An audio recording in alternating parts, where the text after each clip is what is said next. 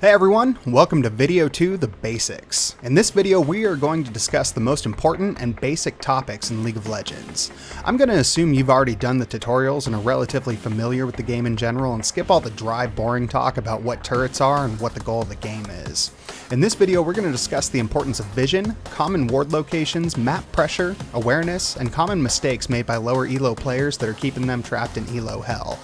By the end of this video, you should feel confident in knowing what to look for and when at various stages of the game. I'll demonstrate the importance of these topics throughout the video and in videos to come, but before we dive into the specifics, let's go ahead and get some of the generalities out of the way.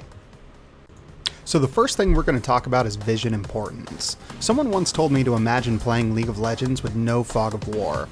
If you had full vision of the map at all times, you'd know exactly where enemies were and should never get ganked.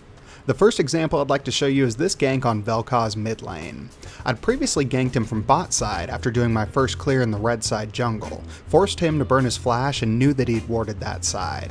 Knowing that he did not have a pink and that his trinket was still on cooldown, I knew he could not possibly have topside warded.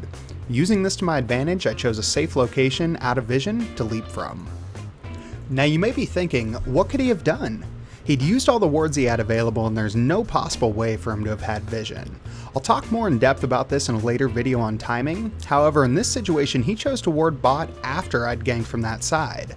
Had he been paying attention, he would have noticed that I'd already picked up red buff and would be circling around to top side to clear blue. If he'd paid attention to that, he could have dropped his ward in a more effective location on top side.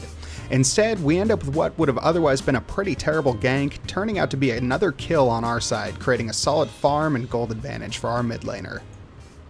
There are a few key locations to ward that are most generally effective throughout the game. These locations cover the most common travel routes for people moving across the map. This is important because again, knowing where the enemy is crucial to avoiding uneven fights and losing situations. Knowledge is power, and vision gives you knowledge. I've color-coded the map with important locations to ward. The red dots are solid general locations to ward, and you should try to keep these locations covered as much as possible throughout the game. Yellow dots are locations that come into play once turrets have started falling, and both teams are moving around the map looking for skirmishes. The green dots are situational wards, used for late game sieges, Baron or Dragon control, and for controlling the map against very specific champions. As you can see, these wards will cover the majority of common routes used by players. The pink dots are low traffic areas that are excellent locations to place pink wards. As you know, pink wards are visible to everyone, and thus to maximize their use should be put in locations that provide both solid vision coverage, but have the lowest chance of being discovered to increase the amount of time you can keep them up and alive and helping your team. Feel free to pause this video and take a closer look at these locations. Knowing these are going to give you the most bang for your buck when it comes to warding, so I recommend taking some time to memorize them. You can use all of these locations depending on which team you're on, or whether you're on offense or defense. Of course, if you're on defense, you'll want to be warding your side of the map to regain control of your half. And conversely, if you're on offense, you'll want to be warding forward into the enemy jungle to avoid getting picked while pressuring the enemy. So what does all this vision get you? It allows you to create opportunities to make plays that will ultimately lead to you winning the game. This entire game boils down to decision making, reaction time, counterplay, and creating opportunities to progress your goal of taking out the enemy nexus. We have a few options here. We can do a 4-man dive and most likely kill Cho'Gath under turret with few issues. Or we can send 2 people back, most likely the ADC and support, to deal with the bot lane pressure. Instead, we go for what I believe is the best option. Thresh zones Cho'Gath out from being able to abandon his turret or go back to platform, while the rest of our team pushes the wave into turret. This ensures that we're putting ourselves at minimal risk while still securing the objective of killing Cho'Gath and taking the turret. I think now is a good time to make a very critical point, and this clip demonstrates it well. Oftentimes you're forced to make a decision, and making the right one will determine whether you win or lose the game. As you can see here, we've used our vision advantage to take Lee Sin completely out of the picture, and we were just faced with a very critical choice. We have 2 enemies about to take bot turret, Lee Sin is dead, and we can see on the map that one enemy is mid while the other was pinched under his turret in top lane. And again even, after we've taken this turret, we're faced with the same options. Do we continue pushing, or do we send 2 people back to stop the bot lane push? As you'll hear me say time and time again, turrets win games, not kills. Rather than desperately try to stop something in bot lane and creating a higher risk situation for our team by putting bot lane in a 2v2 situation, we chose to drive forward as a team, securing a second turret in our favor. Always go for the nearest objective, the closest opportunity, or the easiest gain for your team, instead of putting yourself in high-risk, low-reward situations. Besides, think about it this way. Who's going to take more by each team doing these pushes? 2 people shoving bot, or 4 shoving top? It's pretty simple math in my opinion. Another key skill in League is patience. You'll often see people blow their abilities in a panic very early in a fight, rather than waiting and using them strategically to maximize their value. As you can see here, we spot J4 coming through river with our decent ward coverage.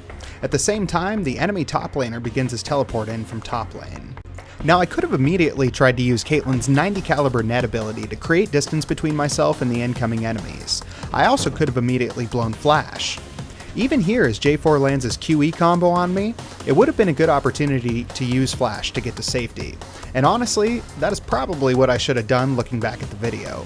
However, I believe these things should only be used as a last resort, and I wanted to maximize the chances I had of escaping without using any abilities with high cooldowns, leaving me defenseless if the enemy chose to turret dive.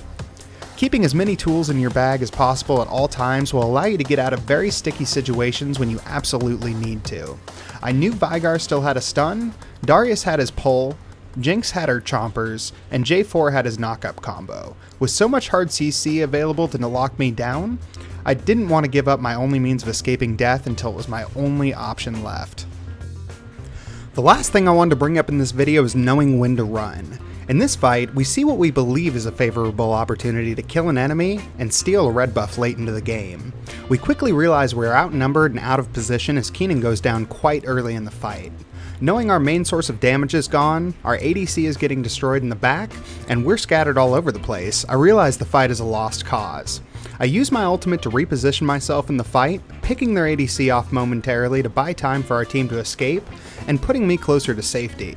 Since I'm near Fiora, I help her as much as I can before smiting red to regain health and running for the hills.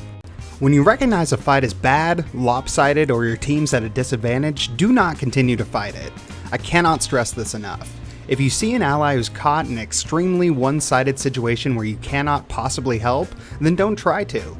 You being alive will do more for your team than possibly scoring a 1 in 1,000 lucky kill. Even if you do get a kill or your ally does survive, think about the overall costs. You'll likely be too low to defend your turrets, which as I've mentioned is one of the keys to winning or losing the game. If you get beat, accept it, move forward, and do what you can to ensure your team loses as little as possible in the long run.